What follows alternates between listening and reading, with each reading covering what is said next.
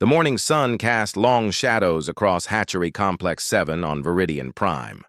Elder Thane walked slowly between the rows of carefully arranged eggs, his scaled hands clasped behind his back. Each egg sat in its own temperature-controlled chamber, monitored by dozens of sensors that tracked every heartbeat of the developing young inside. The Cathera had perfected the art of raising their children this way for over 1,000 years. Every egg was the same size, the same pale green color, and would hatch at exactly the same time. It was orderly. It was predictable. It was the way things had always been done. But today, something was wrong. Thane stopped in front of Chamber 247 and stared. The egg inside was massive. It was easily 3 times larger than any other egg in the complex, and its shell had an odd silver shine that caught the light strangely. Worse still, the monitoring equipment showed readings that made no sense. Supervisor. "Krell!" Thane called out in the clicking language of his people. A younger Cathera hurried over, his green scales still bright with youth. "Yes, Elder Thane." "What troubles you?" "This egg. When was it scheduled to hatch?" Krell checked his data pad. 3 days ago, sir. But the scanners show the creature inside is still alive. The heartbeat is strong, maybe too strong. Thane leaned closer to the viewing window. Inside the chamber, the huge egg pulsed with a faint light. He had never seen anything like it in all his years overseeing the hatcheries. "Have you run a full genetic scan?" "Yes, sir. The results are unusual." Thane's eyes narrowed. "Unusual? How?" Krell shifted nervously. "The DNA patterns match Cathera genetics, but there are sequences we do not recognize. Ancient sequences that should not exist anymore." "Show me." Krell led Thane to the analysis station where holographic displays showed the genetic breakdown of the creature in the egg. Thane studied the data carefully, his expression growing more concerned with each passing moment. "These markers," he said, pointing to several highlighted sections. "I have seen them before. In the old archives." "The archives, sir?" "From before. The Great Purification. These are Titan markers." Krell's scales paled. Every Cathara child learned about the Titans in their history lessons. They were the giants from the old days, before their society had learned the importance of genetic purity. The Titans had been huge, unpredictable, and impossible to control. They had been bred out of existence centuries ago for the good of all Cathara. "That is impossible, sir. The last Titan died over 300 years ago." "Apparently not." Thane said grimly. "Gather the Council of Elders immediately. This matter requires their attention." Within an hour, 5 of the most senior Cathara on Viridian Prime had assembled in the chamber overlooking the mysterious egg. Elder Voss, the oldest and most traditional of them all, stood with his arms crossed as he listened to Thane's report. "A Titan," Voss said when Thane finished speaking. "Impossible. We made sure their bloodline ended cleanly." "The genetic evidence is clear," said Elder Mora, the only female on the council. "Somehow, dormant Titan genes have combined in this egg." Elder Beck, who oversaw the planet's medical facilities, added his concerns. "If this creature hatches, it could contaminate our gene pool. One Titan could undo centuries of careful breeding." "What do we know about its development?" asked Elder Zane. Thane gestured to the displays. "It shows higher brain activity than any normal hatchling. Its physical development is massive but seems stable. However, it shows no signs of natural hatching behavior. Because Titans were not meant to survive in our modern world," Voss declared. "They require different conditions, different care, conditions we no longer provide because we evolved beyond the need for such creatures." Elder Mora stepped closer to the viewing window. "It is just a child. Whatever it becomes, right now it is simply a child that needs help. A child that could destroy everything we have built," Voss countered. "The old records are clear. Titans were too large, too strong, too independent. They could not be integrated into civilized society." The old records were written by those who feared what they could not control, Mora replied calmly. Beck raised his scanner toward the egg. Its vital signs are declining. The longer it remains unhatched, the weaker it becomes. Then perhaps nature is making the choice for us, Voss said. Or perhaps we are making a choice that history will judge us for, Mora responded. Thane looked around the room at his fellow elders. We must vote. The traditional punishment for genetic abnormalities is exile to the Crimson Wastes. The egg would be taken there and left to the elements. I call for the vote, Voss announced. One by one, the elders raised their hands. Beck voted for exile, citing medical concerns. Zane voted for exile, worried about social disruption. Thane voted for exile, following centuries of precedent. Mora stood silent, her hand at her side. Elder Mora? Thane prompted. I abstain. I cannot vote to condemn a child I have never seen. 4 votes for exile, 1 abstention, Voss announced. The decision is made. The creature will be removed at sunset.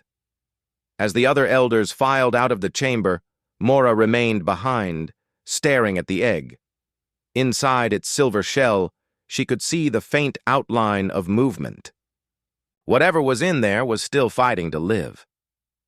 15 kilometers away at the Human Research Station, Dr. Emily Carter was having trouble concentrating on her work. For the past hour, her monitoring equipment had been picking up unusual energy, signatures from the direction of the Kithara hatchery complex. Emily was a xenobiologist, sent to Viridian Prime as part of the cultural exchange program between humans and Kithara. Her job was to study Kithara reproduction methods and compare them to human child-rearing practices. It was supposed to be routine research that would help both species understand each other better, but the readings on her instruments were anything but routine. James, she called to her research partner, Dr. James Mitchell. Are you seeing these energy spikes? James looked up from his own workstation. Yeah. I noticed them about an hour ago. Looks like some kind of biological distress. Signal? From the hatchery? That is what the directional sensors indicate? Emily frowned. In the 6 months she had been on Viridian Prime, she had learned that the Kithara rarely had problems with their hatcheries. Their reproduction process was so refined that failures were almost unheard of. Should we contact them? She asked. You know how private they are about their reproduction. They will probably just tell us it is none of our business. Emily nodded, but she could not shake the feeling that something important was happening. The energy signature had a quality she had never seen before. It felt almost like a cry for help. As the day wore on, the signals grew stronger, then suddenly stopped completely around sunset. Emily checked her equipment twice, thinking there might be a malfunction, but everything was working perfectly. Whatever had been generating those signals was either gone or no longer in distress. That night, Emily lay in her bed staring at the ceiling, unable to sleep. Somewhere out in the darkness, she was certain that something significant had happened. Something that the Kithara did not want humans to know about. But Emily Carter had always been too curious for her own good. And tomorrow, she decided, she was going to find out what had created those mysterious signals, even if it meant breaking a few rules to do it. The automated disposal transport moved slowly through the desert night, carrying its rejected cargo toward the Crimson Wastes. Inside the sealed compartment, the massive silver egg pulsed weakly, its glow barely visible in the darkness. Driver. Keth had made this journey hundreds of times before. Failed eggs, genetic mistakes, the occasional stillborn hatchling, they all ended up in the same place. The wastes were where the Kithara buried their disappointments and pretended they never existed. But tonight was different. 20 kilometers from the designated dumping ground, the transport's engine began making grinding noises. Keth pulled over and checked his instruments. The cooling system was failing, and the engine temperature was climbing into dangerous levels. He looked back at the sealed compartment, then at his watch. His shift would end in 3 hours, and he wanted to get home to his family. The disposal site was still far away, but they were already well outside the city limits. Close enough, Keth decided. He activated the rear cargo door and watched as the mechanical arms lifted the huge egg from its restraints. With a soft thud, it landed on the dusty ground beside the broken-down transport. Keth climbed back into his vehicle, restarted the engine, and drove away without looking back. The egg lay abandoned by the roadside, glowing faintly in the starlight. Back at the Human Research Station, Emily Carter sat in front of her monitoring equipment, unable to sleep. The energy readings had stopped abruptly at sunset, just as she had expected. But now, hours later, she was picking up something new, a weak but steady signal coming from somewhere between the hatchery and the wastes. She had been staring at the data for an hour, trying to convince herself it was just equipment malfunction. But the signal pattern was too regular, too biological to be anything else. Something alive was out there, and it was in trouble. Emily made her decision. She grabbed her field equipment and headed for the garage where the research vehicles were. "Kept! Emily, what are you doing?" She turned to find James Mitchell standing in the doorway, looking concerned. He was wearing his sleeping clothes and his dark hair was messy from sleep. "I have to check something out," she said, loading her scanners into the vehicle. "At 2 in the morning? Emily, you know the rules about leaving the station alone at night." "There is something out there, James. Something that needs help." James looked at her monitoring equipment, still displaying the weak signal. "This is about those energy readings from earlier, isn't it?" "Yes." The signal moved from the hatchery area toward the wastes, then stopped. "But it is still alive, James. I can tell from the pattern. Even if that is true, it could be anything. Maybe a wild animal that got injured. Why risk breaking protocols?" Emily turned to face him fully. "Because if I am right, and the Cathara threw away something that is still alive, then I might be the only chance it has." James stared at her for a long moment, then sighed. "Give me 5 minutes to get dressed. If you are going to do something this crazy, you are not going alone." 30 minutes later, their vehicle moved quietly through the desert, following the signal on Emily's portable scanner. The landscape was harsh and rocky, with strange plants that glowed softly in the darkness. This was not a place where anything was meant to survive for long. "Signal is getting stronger," Emily said, checking her instruments. "We should be close now." James slowed the vehicle and activated the searchlights. The beams cut through the darkness, revealing the empty road ahead. "There," Emily pointed. "Stop the vehicle." Beside the road, partially hidden by a large boulder, something was glowing with a soft silver light. They climbed out of the vehicle and approached carefully. "Oh, my God," Emily whispered. It was an egg, but unlike any egg she had ever seen. It was enormous, easily the size of a small person, and its shell had a metallic shine that seemed to pulse with inner light.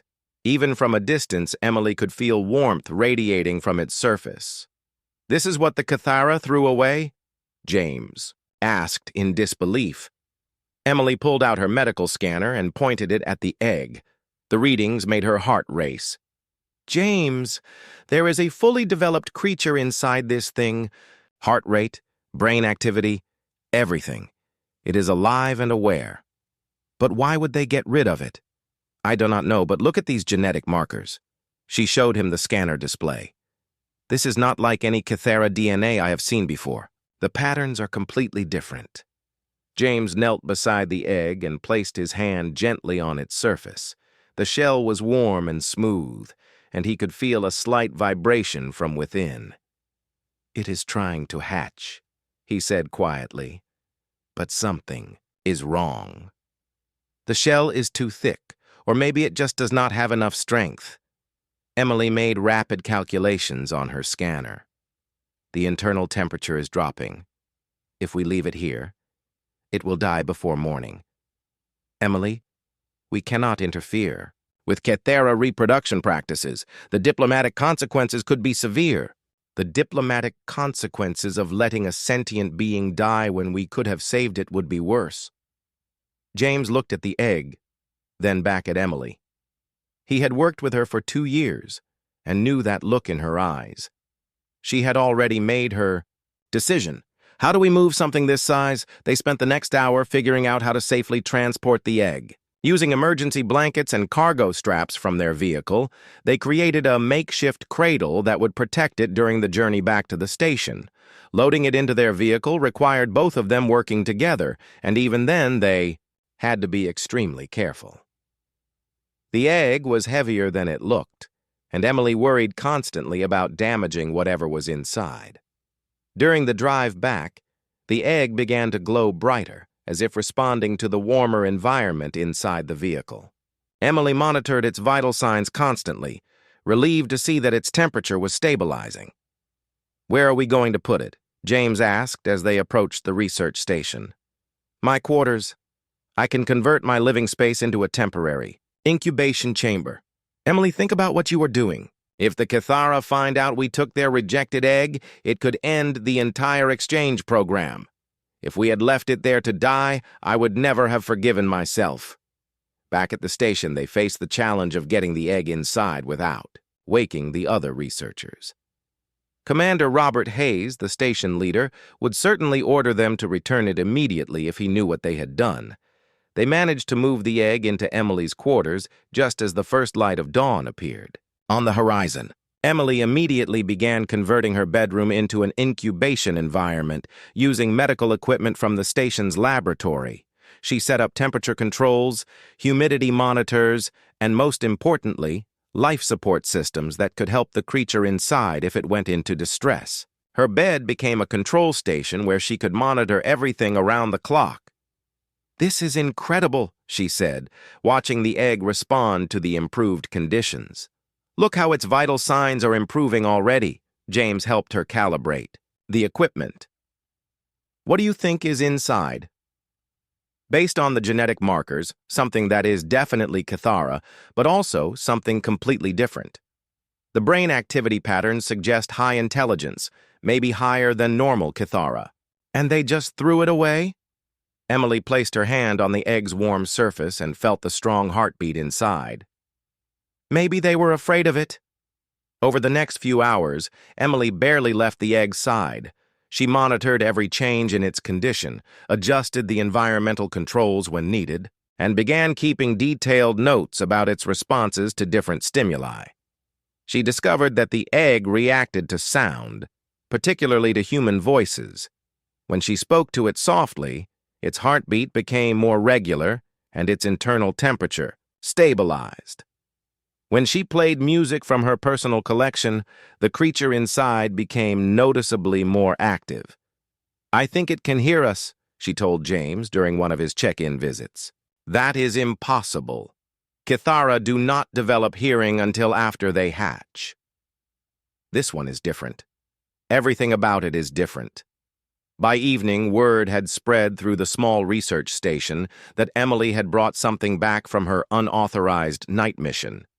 She could hear the other researchers talking in the hallways, and she knew it was only a matter of time before Commander Hayes demanded an explanation. But Emily did not care about the consequences anymore, as she sat beside the glowing egg, listening. To the strong heartbeat of the creature inside, she felt something she had never experienced before. She felt like a mother protecting her child, and she was prepared to fight anyone who tried to take that child away from her. 3 weeks had passed since Emily brought the egg to her quarters, and her entire life had changed. She woke up every morning to check the egg's vital signs. She ate her meals sitting beside it, talking softly about her day. She fell asleep, each night listening to the steady heartbeat that had become as familiar as her own. The other researchers had started calling it Emily's Project when they thought she could not hear them. But Emily had started thinking of the egg differently. In her private notes, she had begun referring to it as hope, because that is what it represented to her. Hope was responding better to the artificial incubation environment every day. The silver glow from its shell had become brighter and more steady. The creature inside had grown larger and more active. Sometimes Emily could see movement beneath the shell, as if Hope was trying to stretch or turn around. But the peaceful routine was about to end. Commander Robert Hayes stood outside Emily's door with a data pad in his hand, looking more serious than she had ever seen him. Behind him stood Communications Officer Lisa Park, whose expression suggested she had been the one to deliver bad news. "Emily, we need to talk," Hayes said as she opened the door. "What is wrong?" "The Cathara Council has contacted us. They know we have their rejected egg." Emily felt her heart sink. She had hoped they would have more time before anyone discovered what she had done. Hayes stepped into her quarters and looked around at the medical equipment she had installed. "They want it back immediately. No questions, no negotiations." "Commander, you have to see the progress Hope has made," Emily said, leading him to the monitoring station. "Look at these readings. The creature inside is thriving now." "Hope?" Hayes raised an eyebrow. "That is what I call her.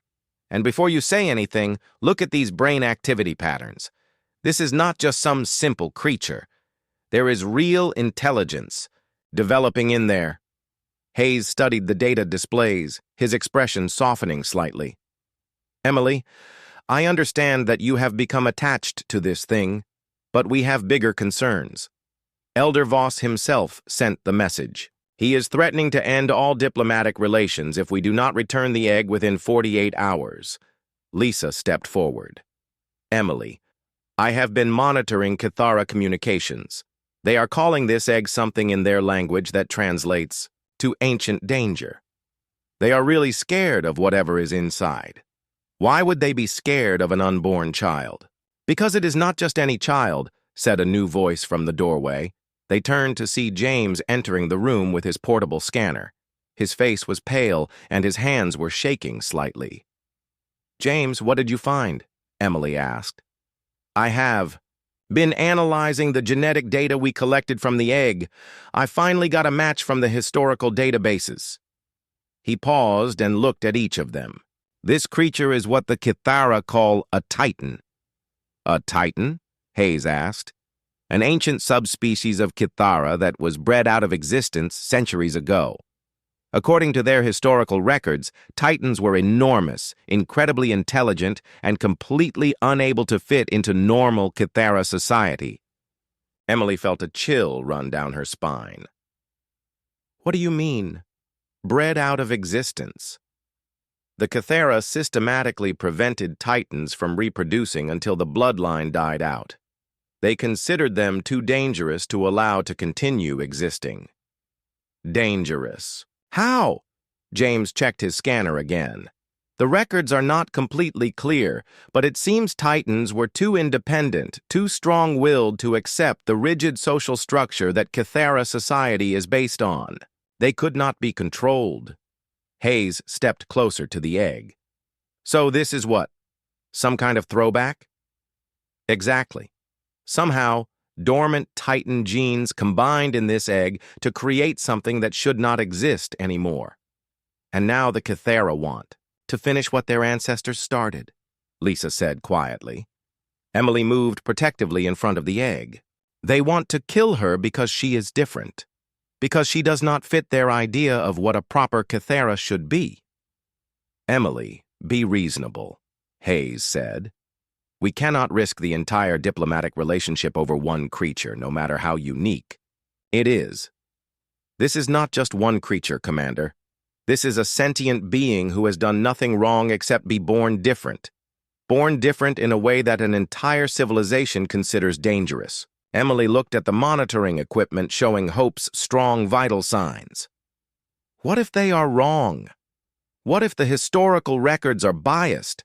What if Titans were not really dangerous, just inconvenient for those in power?"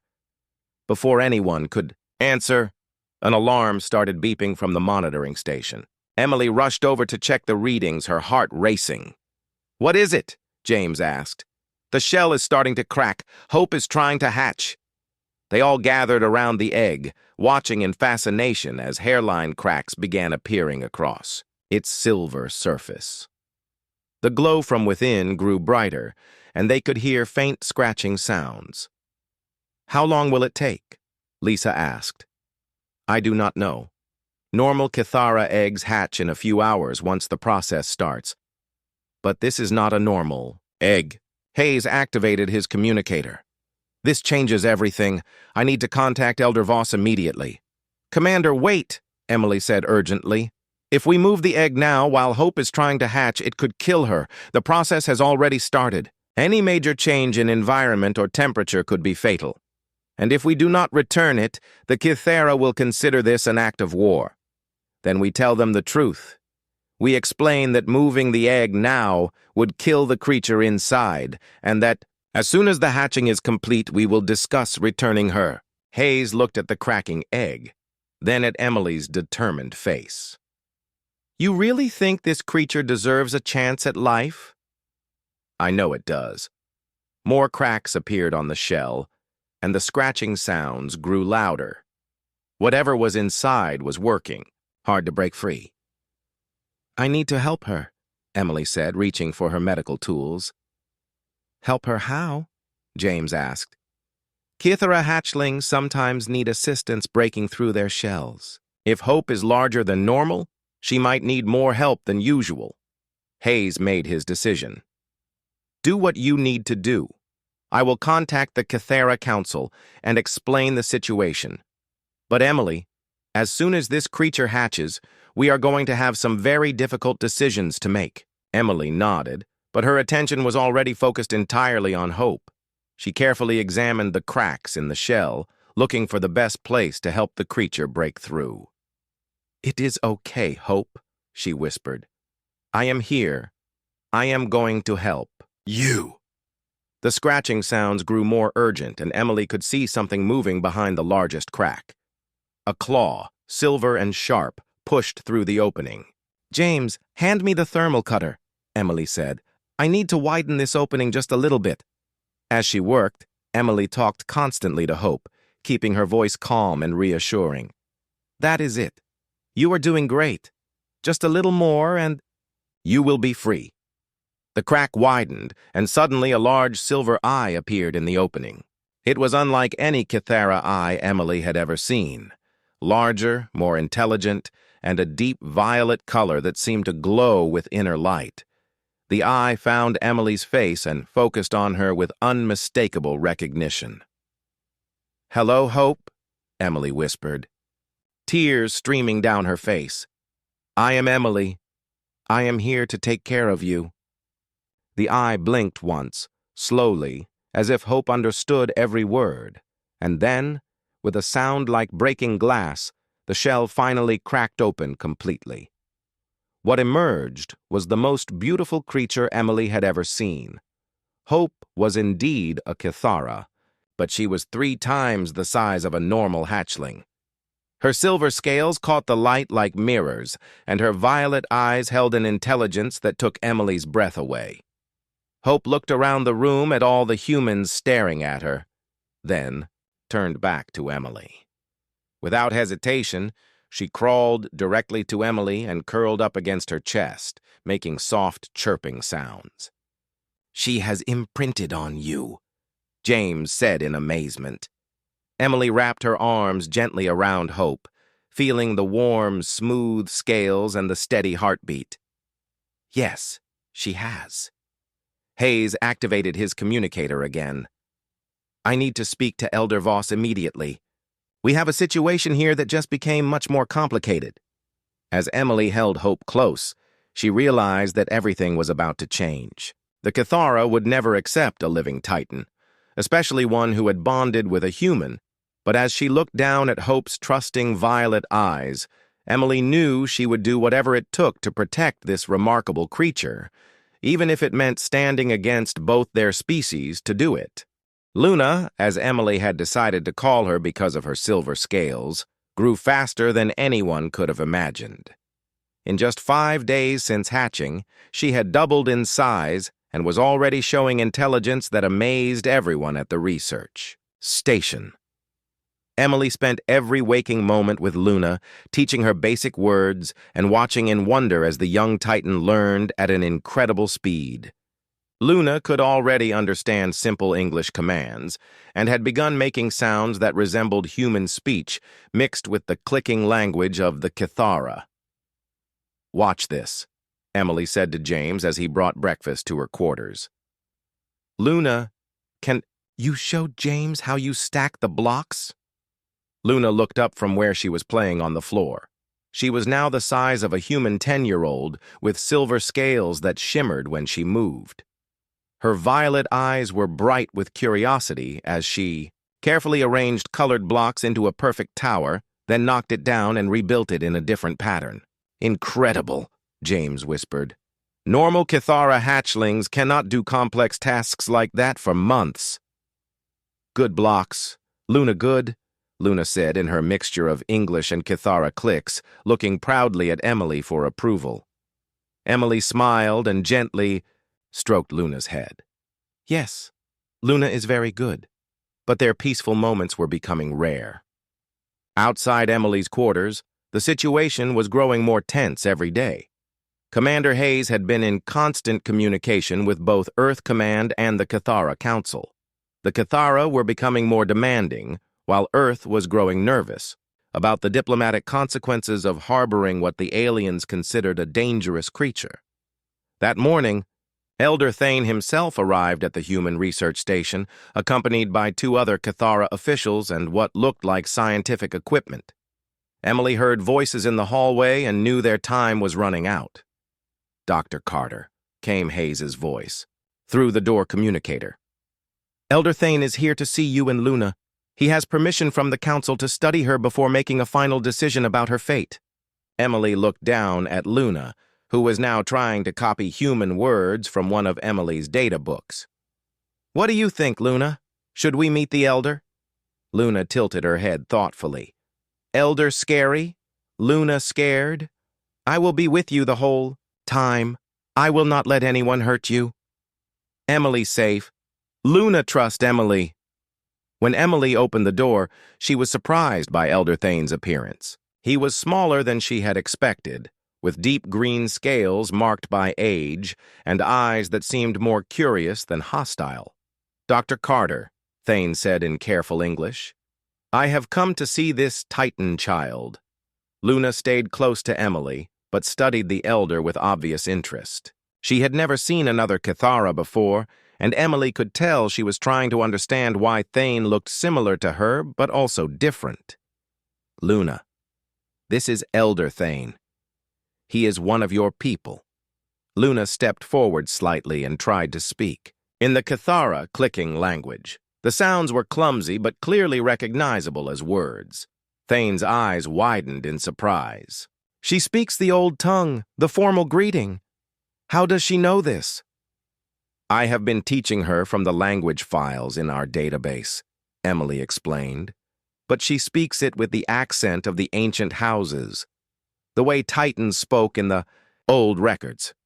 Luna continued clicking at Thane, and gradually Emily realized she was asking questions. Luna wanted to know why Thane looked like her, why she had never seen others like herself, and why the elder seemed surprised to see her. Thane answered slowly, using simple words that Luna could understand.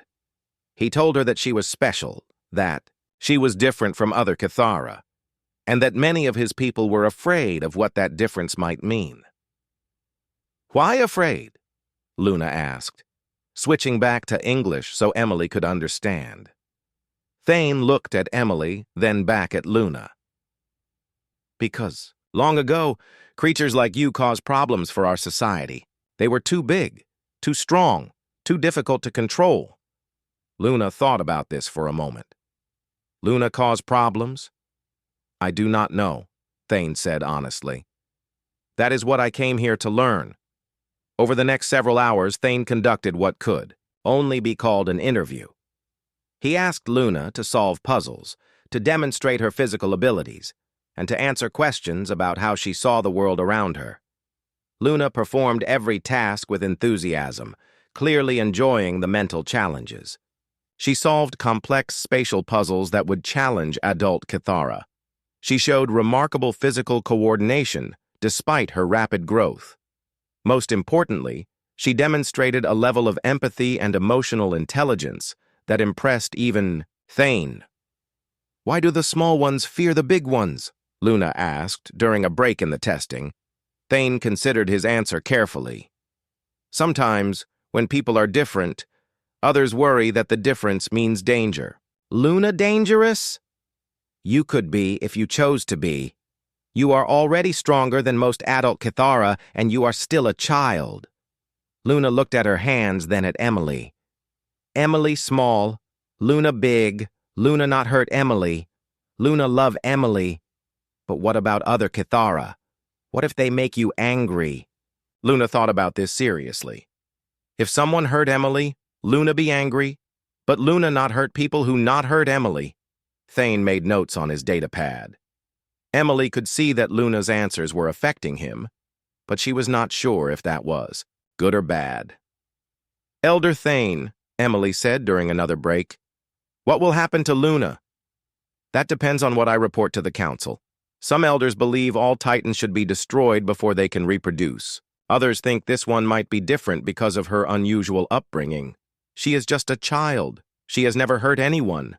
A child who will grow into an adult with the strength to tear apart our cities if she chooses to. But she would never choose to. Look at how gentle she is, how caring." Thane watched Luna, who was currently trying to help James fix a broken piece of equipment, using her larger hands to hold parts steady while he worked. "Perhaps," Thane said slowly, "but the council will want guarantees that she will never become a threat." "What kind of guarantees?" "That is not for me to decide." As the day continued, Emily noticed that Luna was getting tired. The constant testing and questioning were wearing her out, and she was becoming cranky in the way that all children do when they are pushed too hard. "Luna tired," she announced, climbing into Emily's lap despite being almost too big to fit. "I think we should continue this tomorrow," Emily said firmly. Thane nodded. "I have seen enough for now." After Thane left, Emily held Luna close while the young Titan fell asleep. She was growing so fast that Emily worried about how much longer she would be able to provide adequate care. But more than that, she worried about what the Cathara Council would decide. That night, as Luna slept peacefully beside her, Emily made a decision that would change everything. If the Cathara tried to take Luna away, Emily would fight them with everything she had. Because Luna was no longer just a rescued creature. She was Emily's daughter, and Emily would protect her daughter no matter what the consequences might be. 6 months had passed since Luna hatched, and she now stood nearly as tall as Emily. Her silver scales had grown more brilliant with age, and her violet eyes held a wisdom that seemed far beyond her months of life. She could speak both English and Cathara fluently, often mixing the two languages in ways that created entirely new meanings. Emily had learned to communicate with Luna through more than just words. They had developed their own system of gestures and expressions that allowed them to understand each other perfectly. When Luna was happy, her scales would shimmer brighter. When she was worried, she would make soft clicking sounds that reminded Emily of a cat purring, but their peaceful life together was about to face its greatest challenge. News had reached Earth about the Titan child being raised by humans, and the response was not what Emily had hoped for. Some humans were fascinated by the story and supported Emily's efforts. Others worried about the diplomatic consequences and demanded that Luna be returned to the Cathara immediately. The situation became worse when Dr. Rachel Green arrived from Earth with a team of xenobiologists and government officials.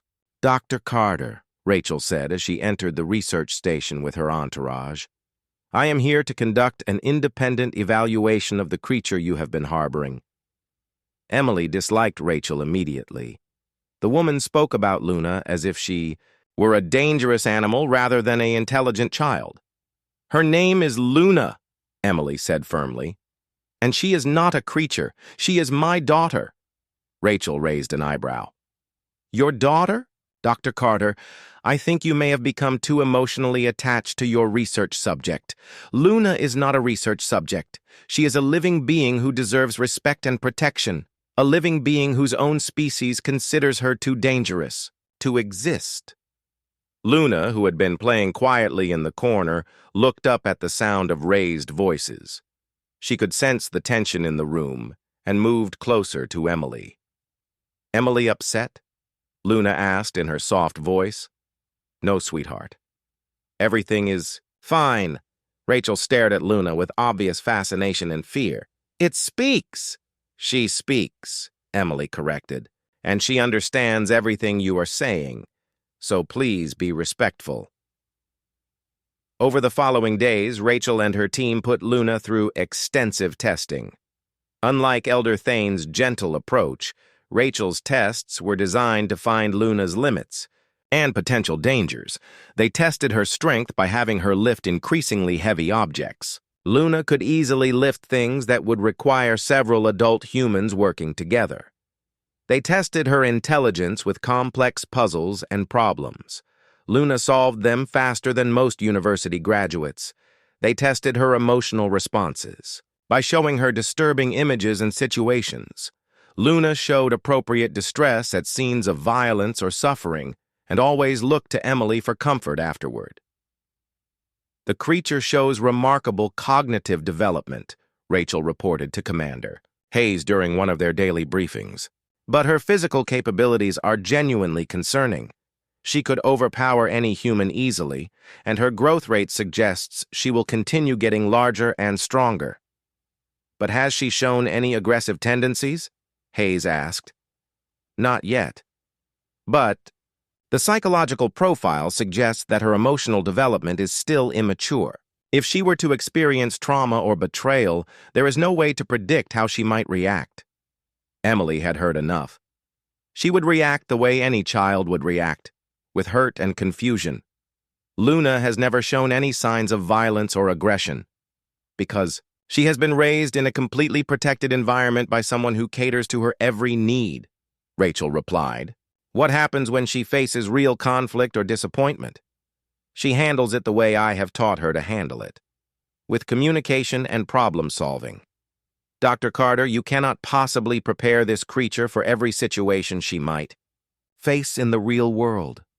I can prepare her the way any parent prepares their child, by teaching her right from wrong and giving her the tools to make good decisions." Rachel shook her head. "This is exactly the kind of emotional attachment that makes you unfit to make objective decisions about this situation." That evening, Emily found Luna sitting by the window looking out at the stars. She had been unusually quiet since Rachel's team arrived. "What are you thinking about, sweetheart?" "Emily," Luna said without turning around. "Why do the new humans not like Luna?" Emily sat down beside her and put an arm around Luna's shoulders. "They do not know you the way I know you. They are afraid because they do not understand." "Luna scary?" "No, Luna. You are not scary. You are different. And sometimes people are afraid of different things." Luna leaned against Emily. "Luna not want to be scary. You are not scary to me. You are brave and kind and smart. And I love you very much. Luna love Emily too. Emily best mama." Emily felt tears in her eyes. Luna had never called her mama before. The next morning brought devastating news. Commander Hayes called Emily to his office with a grim expression. "Emily, I just received orders from Earth Command. They want Luna transferred to a secure research facility on Earth for further study." Emily felt her heart stop. "What kind of research facility?" "The kind with armed guards and reinforced containment units. They want to put her in a cage. They want to study her in a controlled environment where she cannot pose a threat to anyone." "Luna has never posed a threat to anyone." "Emily, you have to understand the bigger picture here. The Kithara are threatening to end all diplomatic relations if we do not return Luna to them. But if we do return her, they will almost certainly kill her. Earth Command thinks the compromise solution is to keep her ourselves under strict supervision. That is not a compromise. That is a prison sentence for a child who has done nothing wrong." Hayes looked uncomfortable. "I am sorry, Emily. The decision has been made. Luna will be transferred in 3 days. Emily left Hayes's office feeling numb. She had known this day might come, but she was not prepared for how much it would hurt. When she returned to her quarters, she found Luna trying to teach herself to read from one of Emily's medical textbooks. "Mama," Luna said happily. "Luna learning big words." Emily sat down beside her and pulled her close. "Luna, we need to talk about something important." Luna looked up at her with those trusting violet eyes, and Emily realized she could not tell her the truth, not yet. She needed time to figure out how to protect her daughter. "What is it, Mama?" "I love you, Luna. No matter what happens, always remember that I love you more than anything in the universe." Luna smiled and hugged Emily tightly. "Luna, remember. Luna loved Mama, too." That night, while Luna slept, Emily made the most important decision of her life. She was not going to let them take her daughter away. She began making plans for something that would either save Luna or destroy them both. Because Emily Carter had learned that sometimes the only way to protect the ones you love is to fight the entire world if necessary, and she was prepared to do exactly that. The morning of the scheduled transfer arrived gray and cold. Emily had barely slept for 3 days, spending every moment trying to think of a way to save Luna from being taken away. She had considered running, hiding, even stealing a ship and leaving the planet entirely. But every plan she made fell apart when she thought about Luna's needs. Her daughter required specialized care, specific nutrition, and most importantly, a stable environment where she could continue growing and learning. Luna seemed to sense that something was wrong. She stayed close to Emily all morning, her scales dim with worry. "Mama sad," Luna observed as Emily stared out the window at the transport ship that had arrived to take her away. "Yes, sweetheart, Mama's very sad." "Luna make Mama happy?" Emily knelt down and took Luna's large hands in her own. "Luna always makes Mama happy. But sometimes grown-ups have to deal with sad things. Bad people coming." Emily realized that Luna understood more about the situation than she had let on. "Some people are coming who think they know what is best for you, but they do not know you like I know you." Luna nodded seriously. "Luna tell them Luna good. Luna not scary." "Yes, you can tell them that." When Commander Hayes arrived with Dr. Rachel Green and her security team, Emily was surprised to see Elder Thane with them. The Cathera elder looked uncomfortable and kept glancing at Luna with an expression Emily could not read. "Dr. Carter," Rachel said officially, "we are here to transfer the Titan specimen to the research facility." "Her name is Luna," Emily said for what felt like the 100th time. Luna stepped forward bravely, though Emily could see she was frightened. "Luna is Luna. Luna, not specimen." Rachel looked startled to be addressed directly by Luna. "The creature will be well cared for at the facility." "Luna is not creature," Luna said firmly, her English becoming more formal, as it did when she was upset. "Luna is daughter of Emily. Luna is person." Elder Thane stepped forward. "Child, do you understand what you are?" Luna looked at him with her intelligent violet eyes. "Luna is Titan. Luna is different. But Luna is still person who loves and learns and dreams. And do you understand why many of my people fear you? Because Luna big and strong. Because old. Titans made problems long ago." "Yes." "And what would you say to those who fear you?" Luna thought carefully before answering. Luna would say that Luna is not old Titans. Luna is new Titan, raised with love by human mama. Luna learned that being strong means protecting people, not hurting them. Elder Thane made notes on his data pad. "And if someone tried to hurt your human mama?" Emily started to object, but Luna answered honestly. "Luna would protect Mama, but Luna would not hurt people unless they try to hurt Mama first. Even if those people were Cathara? Even then. Luna protect family. Rachel stepped forward impatiently. This is all very interesting, but we have a schedule to keep. The transport is waiting. But as the security team moved toward Luna, she did something that surprised everyone. She sat down on the floor and looked directly at Emily. "Mama," she said quietly. "Luna go with bad people if it help Mama and other humans. Luna not want humans. Get in trouble because of Luna." Emily felt her heart break. Luna was willing to sacrifice herself to protect the people she loved. "No," Emily said firmly. "No one is taking you anywhere." "Dr. Carter," Rachel warned, "do not make this more difficult than it needs to be." "I am making a formal request for asylum," Emily announced. "Under human law, I am adopting Luna as my legal daughter and requesting that she be granted human citizenship." Commander Hayes looked shocked. "Emily, you cannot do that. She is not human. She is a sentient being capable of making her own choices, and she chooses to stay with me. The law does not work that way. Then maybe the law needs to change." Elder Thane had been listening to everything with growing interest. Now he stepped forward again. "Dr. Carter, may I speak with you privately?" Emily looked at Luna, who nodded encouragingly. "Mama, go talk. Luna, wait here." In the hallway, Elder Thane spoke quietly.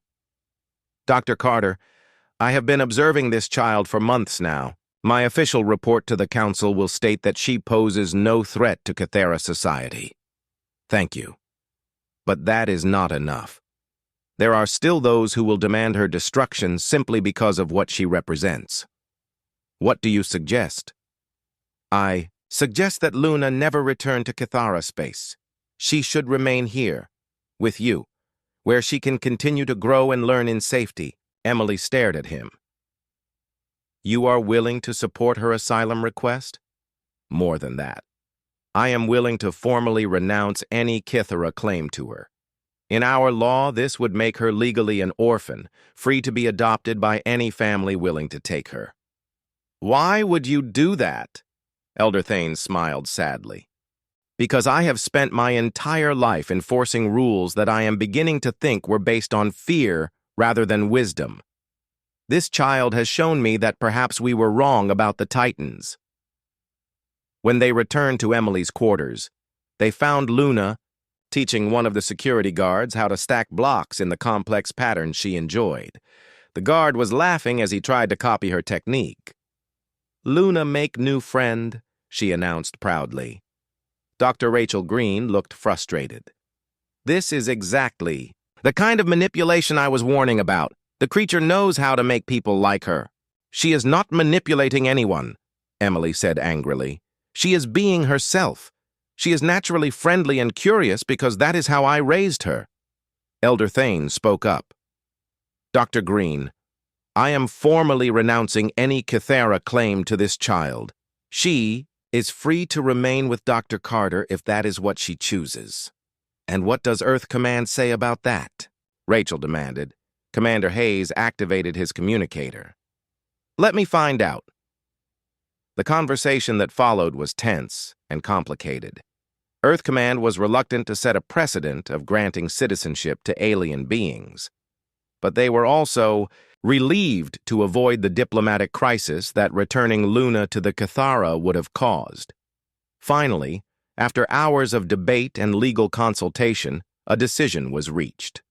Luna would be allowed to remain with Emily under a special status as a ward of the human government. Emily would continue to serve as her guardian, but under observation to ensure Luna's development remained stable. The research station would be expanded to accommodate Luna's growing needs, and she would begin formal education programs designed for her unique abilities. Most importantly, Luna would be allowed to make her own choices about her future when she reached adulthood. "Luna, stay with Mama?" Luna asked when the decision was announced. "Yes, sweetheart. You get to stay with Mama." Luna hugged Emily tightly, her scales shimmering with joy. Luna happy. Luna love Mama forever. 6 months later, Emily watched from the observation deck as Luna played with a group of human children who had arrived with their families as part of the expanded research program. Luna was gentle with the smaller children, helping them reach high places and protecting them from falls with her quick reflexes. She had grown even larger, now standing nearly 7 feet tall, but her personality remained sweet and curious. She attended classes with human teachers, learning everything from mathematics to art to philosophy. Most remarkably, she had begun showing a talent for diplomacy. When conflicts arose between the children, Luna had a gift for helping them understand each other's perspectives and find solutions that made everyone happy. "She is going to change the world someday," James said, joining Emily at the observation window. "She already has," Emily replied, watching Luna help a human child who was struggling with a puzzle. "She has shown both our species that being different does not mean being dangerous." "Do you ever worry about her future?" Emily smiled. "Every day. But that is what parents do. We worry, we protect, we guide, and then we trust that we have given our children the tools they need to make good choices. Even when our children are 7-foot-tall aliens with the strength to bend steel. Especially then." Luna looked up and saw Emily watching her. She waved enthusiastically, her violet eyes bright with happiness. "Mama, look! Luna teaching Tommy how to build bridges!" "That is wonderful, sweetheart." As Emily waved back, she reflected on the journey that had brought them to this point. It had started with one simple decision: to save a rejected egg that no one else wanted. That decision had led to love, conflict, fear, and ultimately acceptance. Luna would face challenges as she grew up. There would always be those who feared her because she was different. But she would also have allies, friends, and most importantly, a family who loved her unconditionally. Emily had learned that sometimes the most important thing you can do is refuse to give up on someone, even when the rest of the world has already decided they are not worth saving. And Luna had learned that being different was not something to be ashamed of, but something to be celebrated. Together, they had proven that love really could conquer fear, and that sometimes the best families are the ones you choose for yourself.